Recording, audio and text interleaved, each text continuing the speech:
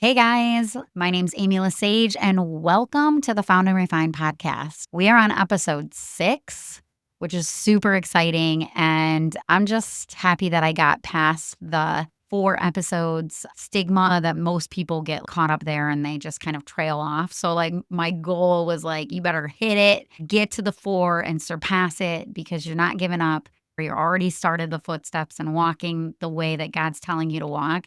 Don't turn back. And so here we are, Ep.6. It's small potatoes, but it's kind of a big deal to me that we're here. And I'm going to keep pushing through because I feel like God has a message for everybody through the things that I feel I've heard the Spirit tell me and through my own personal situations that have been going on. It kind of hit me yesterday as things are just in disarray again. The enemy is just fighting me still. I mean, if anyone were to ask, like, where have you been for the past 2 years? My answer to them would be, I've been in a battle. I've been fighting. And the fight isn't letting up. The more I'm walking into this path and this journey, the fight's not letting up, which just tells me that the devil really doesn't want the curtain to be pulled and to be exposed the way that I've found and I've seen the devil working and what I feel God is wanting to get through to anybody who's struggling with self-worth and with finding love and worth in the right places is really clear. He doesn't want this message to be shared, but God does. And so that's who I'm listening to. I feel like yesterday God just made it so clear that I need to really hit the ground running.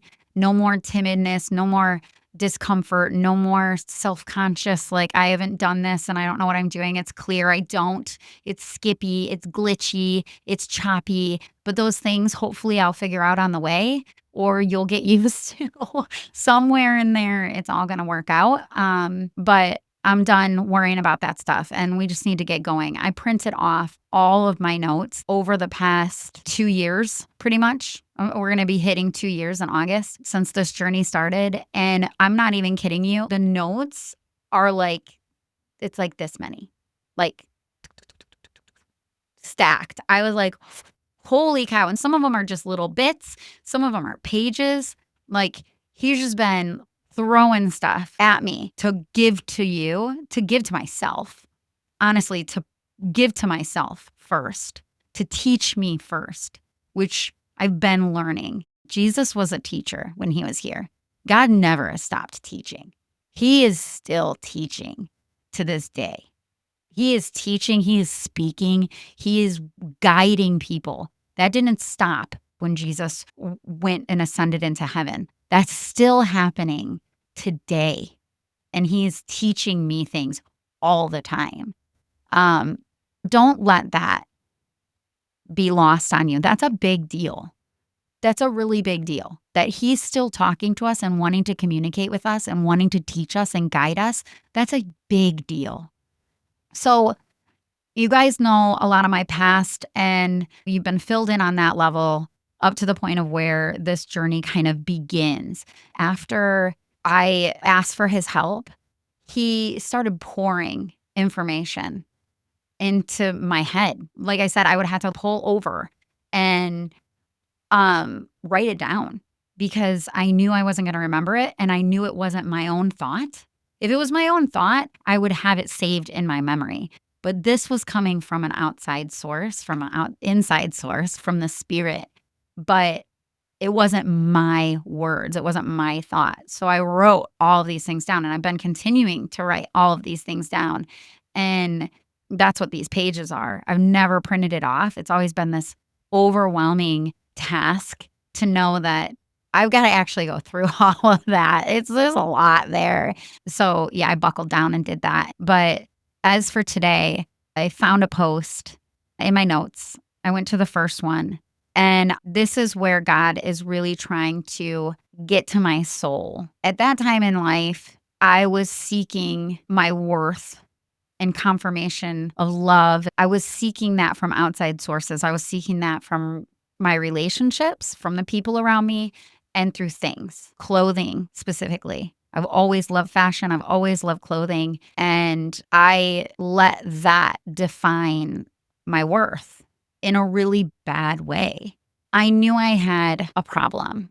I knew I had a problem because it would be like a hit when it came to like fashion and buying things. That was a hard thing to be like, this is serving you wrong, but it was. And all signs were pointing to that. And it was obvious that I didn't have control over it because I didn't have the finances to be purchasing the things that I would purchase. And I was purchasing them for the wrong reasons. And this became an addiction. I would have like 3 of the same things. I would have 5 of the same things. It was like I needed the newest version. I needed something that moment because knowing that I was getting something new gave me like a hit of adrenaline and excitement. And I was getting all the wrong things from it. And I'll get into that more later. But that's the addiction part. I feel like people are probably like, you said addiction, like what type of addiction? It wasn't just like, oh, I had an addiction to buying things and I like to buy things. No, it got me in a lot of trouble. It got me in a lot of trouble. Financially, it got me in a lot of trouble. It took precedence over things that should have been way more important. And I'll leave it at that for right now. But it was an addiction and it was something that had to be broken. But in order for that to be broken, something else needed to take its place because it was holding a firm place in my worth. My clothing and people were holding a firm place in how I felt about myself and my worth. And that sounds silly, but it's real. So back to my notes. One of the first things that came to me as I was driving, and I remember this because I was like, whoa, this is like the most random thought. Where did this come from? And then I was like, oh my gosh, I was like not stopping. Like I need to write this down.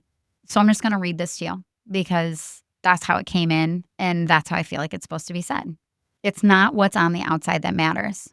We focus on things we can see: wealth, clothing, possessions, words people say to portray they are one way. Similarly in the Bible, how the righteous leaders spoke about the rules and the rich wouldn't help the poor because they were lesser than. We place so much importance to what we can see, but it's the unseen that matters most. It's what is on the inside that matters more than anything that exists or is portrayed on the outside. There are a lot of us that are lost in this way, and that's hard to hear and say because it hits home for me. But Satan has us exactly where he wants us. It's the back end things where he gets us without even noticing. It's as simple as how you feel when you're on social media and the envy or wishing you had something that you can't afford. It's as simple as judging someone who has a sign on the corner of the street. It's as simple as driving by a huge, beautiful home or envy the cars you're driving around that you don't have. And here's the sneakiest part that Satan just loves to assist us with. What's important to us has a tendency to keep moving up, up, up, up to where it becomes our main focus of how we want to live and surpasses your relationship with God. It happens so quickly and so easily if you aren't keeping yourself in check. And I speak from experience. We are listening and watching the world, and we really need to get back to listening and placing all importance on God and what Jesus tells us is most important. So I'm starting to read the Bible. I've never been great at reading. I'm more of a podcast or film kind of a person. It's my ADHD kicking in there. But if I was going to take this journey with him, I want to know him better for myself. The best way to do that is through the Bible. So I started reading John. If you haven't spent time in the book of John, you really should, especially with kind of the guide that I'm taking here and how God's guided me. It has to start with love, the love that Jesus has for us. I'm going to continue. None of the outside material things matter. This was such a big point. None of it matters. None of it. It makes us feel good, but it does nothing. As a Christian, it does nothing for you. It really doesn't. Unless you're giving and helping and serving others with what you have on its own means nothing to God. It doesn't hold value to him. Be careful when you're feeling down. sad, lonely, depressed, disappointed, defeated, exhausted, beat down, envious, when you're feeling bad for yourself, there is without a doubt Satan fighting to get his way to your ear in order to speak into the negativity. The longer he can keep you there, the more he can turn those thoughts into something else. It's his goal. Don't be fooled who is speaking into your mind when you're stuck in a dark place. Don't be fooled who is controlling and morphing your thoughts.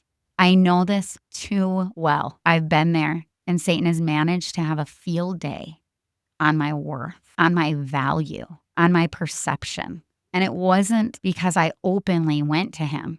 It wasn't because I knew he was even there.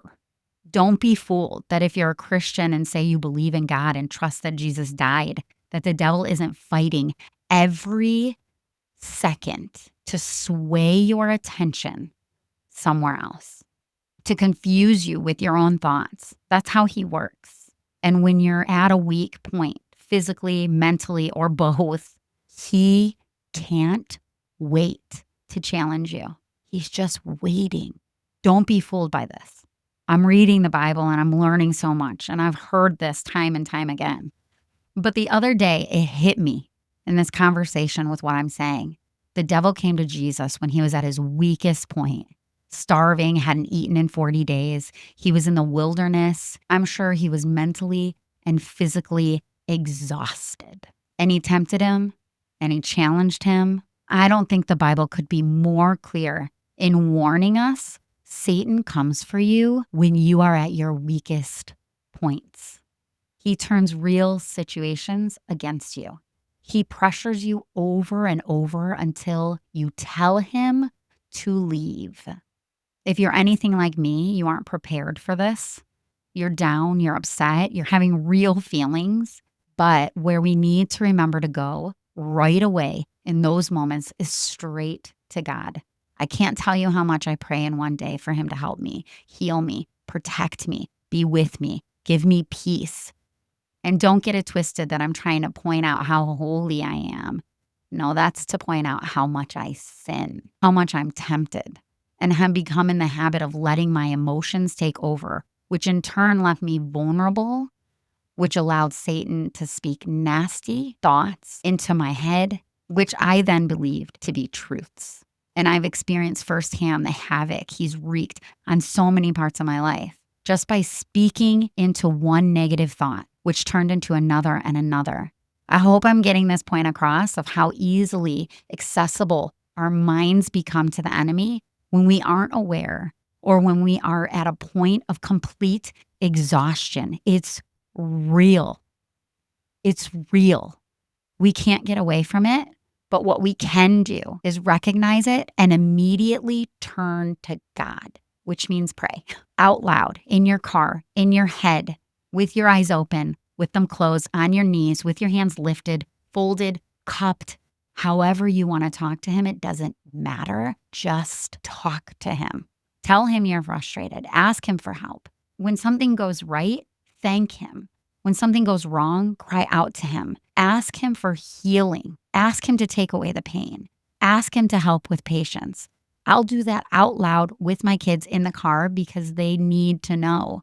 We need to retrain our brain during these times so that we are calling the right one to speak into our ear, so that we are dismissing the devil and all of his racket, and we are calling the right person, our God, to speak into our ear at those times. It's so important. It's so important. The healer, the Lord of Lords. It's crazy how many other things and people I allowed to speak into my thoughts over God. How many things are you allowing to speak to you and affect how you feel and think? Social media, the news, people around you, the world's views. It's overwhelming. It's coming in at rapid speed. I seriously think the devil just has us all spinning right now. It reminds me of that game, that we all played as a kid or an adult at a party, when you get spun around like 10 times, like on a, sometimes you'll put like a bat on your head and you just go around and around and around. Then you have to get yourself to the designated place and find the target in front of you. We are all over the place with where we are hitting. That's how it is when Satan is in control, and that's by design. He wants us to be stumbling around. He wants us to not know which way to turn. He wants us to not know where the target is to follow God or to do the right thing or to think the right thing. He wants us confused, walking around like crazy people with a blindfold on or something in front of us, keeping us from seeing the truth. He wants that. And it's so easy for him to get that if we're not in tune with how he's manipulating our thoughts. It's real. There is a spiritual battle going on daily for you, for your life, for your thoughts, for the way that you are and behave and react and talk and think. There is a spiritual battle. That's a fact. I know it. I've been in it. I've seen it. There is a real spiritual battle happening for you. And we have to take part in it. We have to start realizing that doesn't feel right. If it's negative stuff, it's done. That's not coming from God. I'm not going to listen to that. I'm going to actually tell that thought, and I'm going to tell the devil to get out in the name of Jesus. Get out. The only thing I want to hear in my ear is God's voice. That's it. The quicker you can catch that, the quicker you can get yourself back on the right path. But you got to start recognizing it. It is happening all the time to everyone. We live in a sinful world. That's not going to change. We can't change that, but we can change ourselves. We can change how we perceive things, how we want to live our lives, how we want to take on the time that we have here on earth. We can change that. When your brain starts thinking negative thoughts and swirling around about how horrible you are or what a mess up, or that person doesn't care about me because X, Y, and Z, or that happened because I'm this and I'm that, all these negative things, right? That's not God speaking to you. That's not how he would speak to you. You need to take that as a bright red flag and take it seriously, because the more you allow it in, the more you continue to play that record over and over and over, it will burn a thought process into your head, a belief. And the deeper that crevice gets, the harder sometimes it can be to get rid of it. It like I said before, it takes God. Once you hit a certain point, it takes God. It takes really understanding your worth through him, through his love for you, through his eyes. When you see those red flags, or when you feel those red flags, you need to turn to God for help and guidance immediately. He doesn't let you go stumble on your own towards the target. He first wraps his arms around you to stabilize you. And then he takes your hand and he walks with you, guiding you to your target. And if you start to lose your footing as you're walking there, because you will, because temptation is everywhere, immediately reach for him again, and he will be there to catch you and straighten you out. He promises that. I count on that. He's done that for me. But where we are missing the mark is that we aren't asking him to lead us. We aren't reaching for him when we fall. We aren't calling for him when we're lost. He's always there, always. What we need to check is ourselves. Be honest with yourself. Who do you reach to when times get tough? Where do you go when things are hard? Where do you go when you're on a spiral in your head of negativity? Where do you go? What do you do to make yourself feel better? For me, I bought things to make me feel better, even at the risk of not being able to pay a bill, even with knowing that. Who are you allowing to speak into your heart and mind? Who are you stopping? Are you stopping the thoughts? Are you recognizing that there are negative thoughts in your head? Do you not know what to do with them? I didn't. I just thought that was who I was. I just believed them. Where are you more comfortable turning? To the negative side? Or do you want to make a change? Are you asking for guidance? It's hard to think, especially as a Christian, that you may be allowing, not purposefully, but allowing the enemy to speak to you only because you're not seeking the Lord in times of trouble. Satan is aggressively elbowing and pushing his way to get to you, even little bits at a time. The more he spins you, the harder it is to hit the target. And that target is the life God intended for you to live. Start challenging your thought patterns. See what happens when you begin to train your mind and ask for God's guidance by going straight to Him openly and honestly. See what happens in your life. If you are deep into negative self-talk or worth or patterns, it takes a conscious effort to do this first. Don't be surprised if temptation starts coming out of left field or triggers that haven't been pushed in years and years, decades, that start coming to surface. That's the devil fighting for you to not make a shift in your mind, in your thought process. That's him fighting back. He doesn't want to change. So you're going to feel it. And with Jesus' help, you're going to get through it. Don't ever forget that, and don't ever be afraid to yell over and over and over, I'm a child of God. Get out of my head, Satan, in the name of Jesus. I know it sounds crazy, but sometimes I had to do it a lot at the beginning. I still do it all the time. The Bible says if you tell Satan to leave in the name of the Lord, he will slink away. That doesn't mean forever, so be prepared for when he comes back, and continue to lean on Jesus. I am so thankful we have such a powerful God who has already defeated Satan and will gladly stand in front of us as our protection. But without calling on him and looking to him to stand between us and the enemy, we're left to his attack and spin on our lives. We don't have to fight. We have to call upon the Lord who has won the fight and put him first in front of us to guard and protect us. And we have to do that over and over and over again because we are in a sinful world. Listen, I truly believe if I can do it, you can do it. Life becomes so much simpler and peaceful when you have one place to turn, one person, God, to follow, one gauge to weigh all things against. It takes so much of the guesswork out of it. It's exhausting to keep up with the world. It's not exhausting to keep up with God. It's not. It's simple. He lays it out for us. He's got it all there in the Bible. He's got it all listed out of how we should live our lives. He talks to us. He communicates with us. We need to read and pray and communicate with him. All of that I've learned. I've had to learn. This is real stuff. He sees people hurting. This isn't just me. If it were just me, he wouldn't have me doing this. He sees people hurting, which makes me really sad because I know that pain, or at least I know a part of it, or I know a version of it. And I hate that that's happening to other people. I hate it. I pray that this word gets through to you. I am not a theologian. I am not here saying like, I've studied the Bible. I've studied all of these things. I'm a sinner. I'm a regular person who's been through hard things, who's had some really big challenges. I've tried doing it on my own. And I made a shift in my life to give God control. And after that, like I was immediately flung into like the ring. It was a battle, not a battle against God, not a battle against him at all. It was a battle against Satan and his demons. That's what I felt like I was thrown in the ring with immediately. Like I was like, where am I? Poof. Like hit right off the bat, just hit. And God picking me up and teaching me and helping me and teaching me how to like put on the armor, get ready. This is what's going on in the world. This is what you've been battling. This is what's gotten into your head. This is what's happened. And this is how it's happened. And this is how you fix it.